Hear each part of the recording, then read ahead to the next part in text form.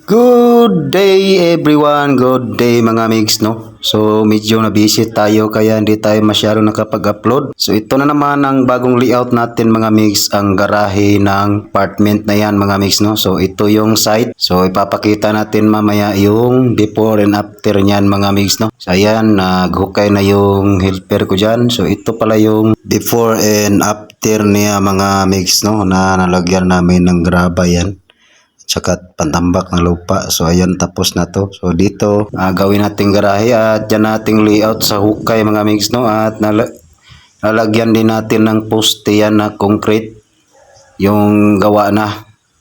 So ayan yung layout natin mga mix.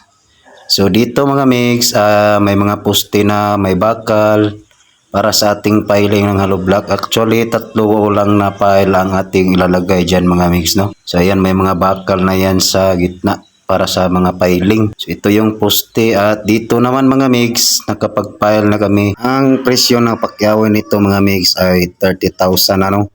So kasama na yung pagtambak, at di natin nakuna ng video no kasi sobrang busy. So ayan mga mix, may mga tambak na rin na lupa. Ito na yung lupa na i-deliver. So ayan na yung body ko no, nakaupo na lang, relax kasi wala nang pantambak.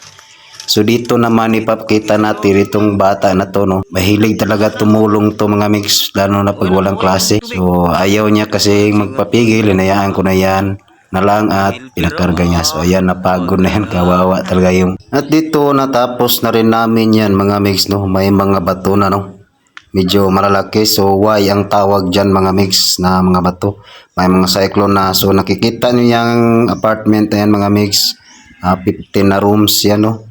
So ito yung garahe nila para sa mga boarders. At hanggang dito na rin natapos ating video. Salamat.